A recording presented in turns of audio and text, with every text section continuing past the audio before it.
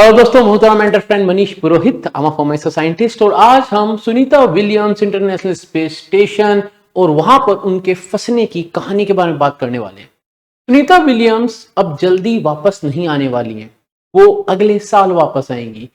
क्यों, क्या प्रॉब्लम आई, क्या सॉल्यूशंस हैं और नासा क्या कर रहा है और स्टारलाइनर इन सब चीजों से कैसे बच सकता था, इन सब की बातें अपन आज करने वाले हैं। लेकिन शुरुआत करने से पहले डिस्क्रिप्शन को चेक कर लो, उसमें एक लिंक मिलेगा। लिंक के अंदर निम्बस एजुकेशन की ऐप का डिस्क्रिप्शन है, वहां पे जाओगे, वहां पर ऐप को एक्सप्लोर करोगे, खूब सारे कोर्सेस हैं, कोर्सेस को एक्सप्लोर करोगे। रॉकेट टेक्नोलॉजी का कोर्स अभी लाइव चल रहा है, एनरोल करो, खूब सारी चीजें सीखो, क्वांटम कंप्यूटिंग, एस्ट्रोनॉमी, एस्ट्रोफिजिक्स और भी बहुत सारी चीजें एक्सप्लोर करो। और नेशनल स्पेस डे की क्विज भी इसी ऐप के ऊपर होने वाली है, तो एनीवेज इस ऐप को तो एक्सप्लोर कर ही लेना।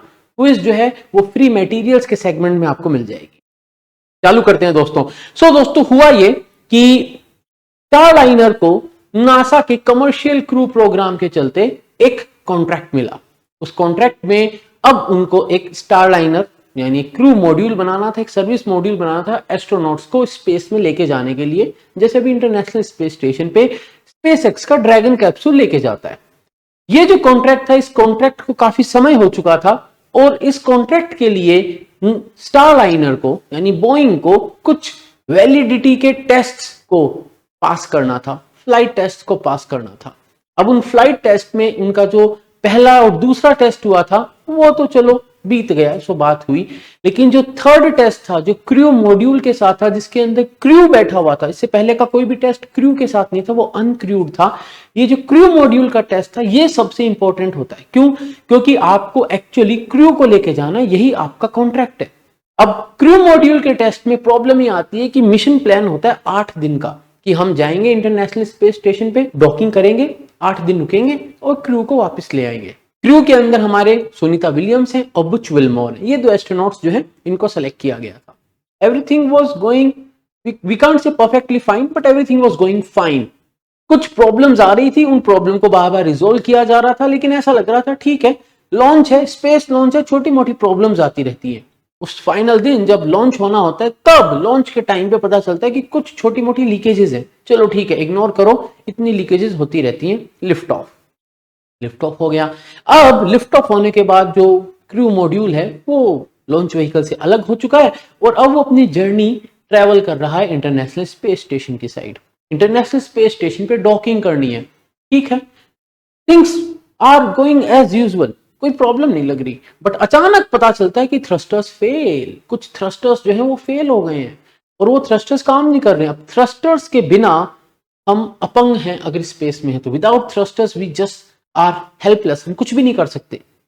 फिर पता चला कि जो हीलियम की लाइन है जिसके अंदर हीलियम फ्लो होता है, उसके अंदर कुछ लीकेजेस आ गई हैं। अब ये टेंशन का कारण है। हीलियम के बहुत सारे फंक्शन होते हैं, जिसमें से एक फंक्शन तो यही है कि एनवायरनमेंट को फ्लश करके रखते हैं हीलियम से, और प्रोपेलेंट टैंक्स को प्रेशराइज करके रखते हैं हीलियम से, यानी जिंदा रखने के लिए भी हीलियम है जिससे कोई कंटेमिनेंट्स न रह जाएं, और हमारे थ्रस्टर्स को फायर करने के लिए भी हीलियम है। बट बात यह कही गई कि हीलियम हमारे पास खूब सारा है, प्लम्बिंग लाइंस जो हैं उसमें जो लीकेजेस हैं वो बहुत बड़ा कोई खतरा हमें सामने नहीं दिखा रही, और डॉकिंग हो जाती है। डॉकिंग होती है, सुनीता विलियम्स का वीडियो बड़ा फेमस हुआ जहां पे बहुत खुश होती हैं, नाचती हैं, सब कुछ सही है, लेकिन वापस आने के लिए हमें उसी व्हीकल को यूज करना है। अब जब उस व्हीकल को यूज करने की बात होती है तो बोइंग के सामने एक बड़ा अपहिल टास्क है। अपहिल टास्क यह है कि आपने जो व्हीकल भेजा है, अब उसको चेक करने के लिए कि उसमें क्या प्रॉब्लम है, उनको कैसे सोल्व कर सकते हैं और क्या इसके अलावा कोई और प्रॉब्लम भी हो सकती है। क्यों भाई, खूब सारे थ्रस्टर्स हैं, 28 थ्रस्टर्स हैं, आपने एक तो कंफर्म कर दिया कि एक तो काम नहीं कर रहा, बचे 27, और जो कुछ थ्रस्टर्स बंद हो गए थे वो थ्रस्टर्स फिर से चालू हो गए। जब उनको चेक करा गया तो पता चला उसके अंदर कुछ कोटिंग थी जो स्वेलअप हो रही थी, थोड़ी देर बाद वो फिर से बंद हो गई। तो जब उसकी स्वेलिंग जो थी वो चली गई, यानी वो फूल गई थी गर्मी से, और जब वो वापस नॉर्मल हुई तो थ्रस्टर्स काम करने लग गए। अब जब ऐसी प्रॉब्लम आई तो अब बोइंग क्या करे, तो बोइंग ने बोला ठीक है, हमारे पास सेम टू सेम इसी का एक कार्बन कॉपी व्हीकल ग्राउंड पे, हम उसकी टेस्टिंग कर लेते हैं। कर लीजिए। तो ग्राउंड टेस्ट करे गए, कुछ सिमुलेशंस करे गए, सब कुछ करा गया, लेकिन नासा ने यह बोला कि प्रॉब्लम यह है कि अभी ये काम तो कर रहा है, आपका जो पूरा सेटअप है, जो थ्रस्टर्स है वापस तो आ गए हैं, बट इसके पीछे की फिजिक्स अभी भी अटकी हुई है। तो हम ये कह सकते हैं कि सुनीता विलियम्स के रिटर्न में जो सबसे बड़ी प्रॉब्लम है वो यह है कि नासा को फिजिक्स समझ न आए। मजाक कर रहा हूं दोस्तों, एक्चुअली प्रॉब्लम यह है कि नासा कह रहा है कि जो इश्यू थ्रस्टर्स में आया था, लेकिन अब थ्रस्टर्स अभी काम कर रहे हैं, लेकिन जब डॉकिंग हो रही थी, जब जो स्टारलाइनर था वो इंटरनेशनल स्पेस स्टेशन से डॉक होने वाला था, उस वक्त जो थ्रस्टर्स अचानक बंद हो गए थे, उनका जो कारण है, स्पेसिफिक साइंस का जो कारण है, हमें वो नहीं पता। अब इस बात की क्या गारंटी है कि रिटर्न के टाइम पे ऐसा और किसी थ्रस्टर्स में नहीं होगा? क्यों?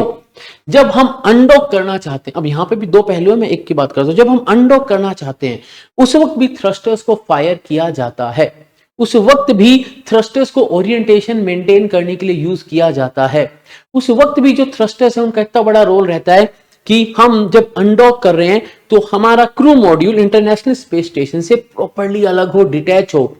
अगर वो प्रॉपर्ली डिटैच नहीं हुआ और कुछ भी प्रॉब्लम आई तो there can be a big accident.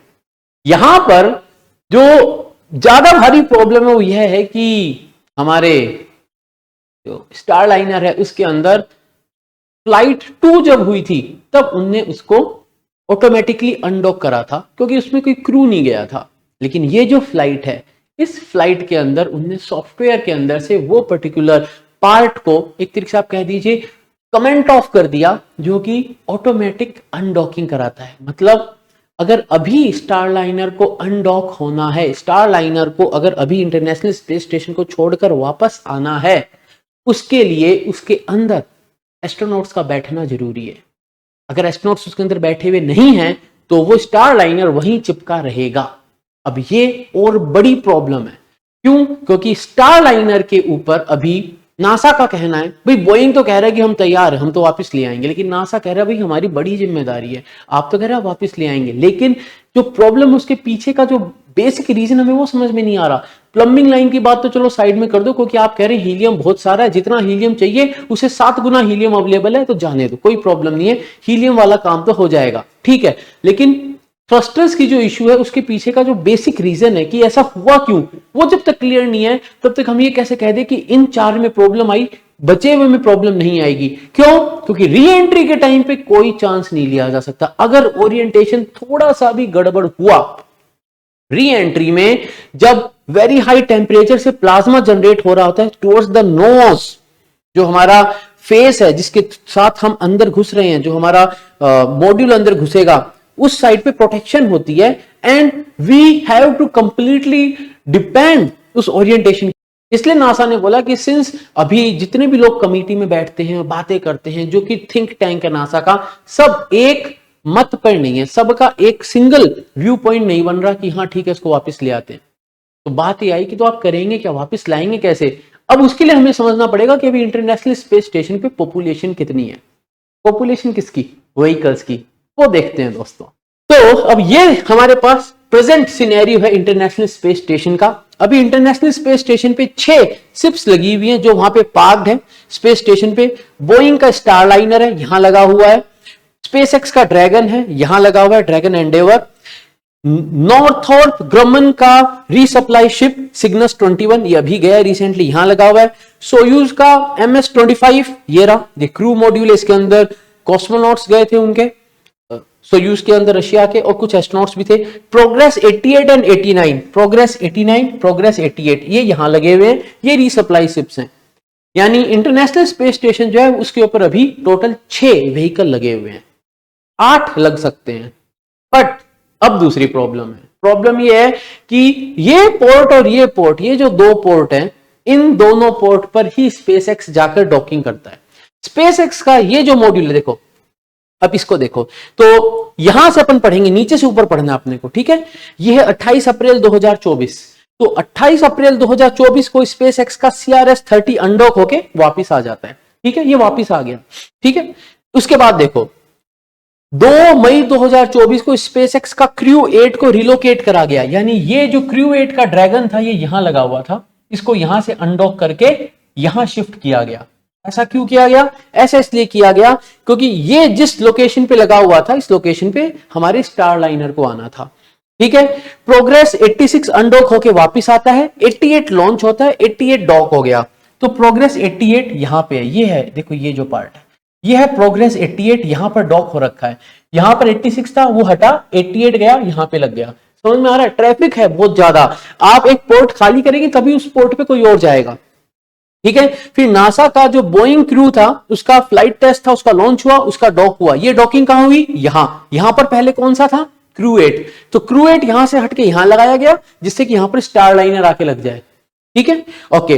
Then Cygnus 20 release हुआ, यहां से सिग्नस 20 रिलीज हुआ, 21 को लॉन्च करके कैप्चर किया। कैप्चर करने का मतलब यह है, यहां पर कनाडा आर्म है, क्या करती है? वो कैप्चर करती है, वो स्पेसक्राफ्ट को पकड़ती है, जो आ रहा है उसको पकड़ती है, कैप्चर करती है। ये उसका 50वां कैप्चर था सिग्नस 21, और फिर वो यहां पर डॉक होता है। ठीक है, तो ये भी डॉक हो गया।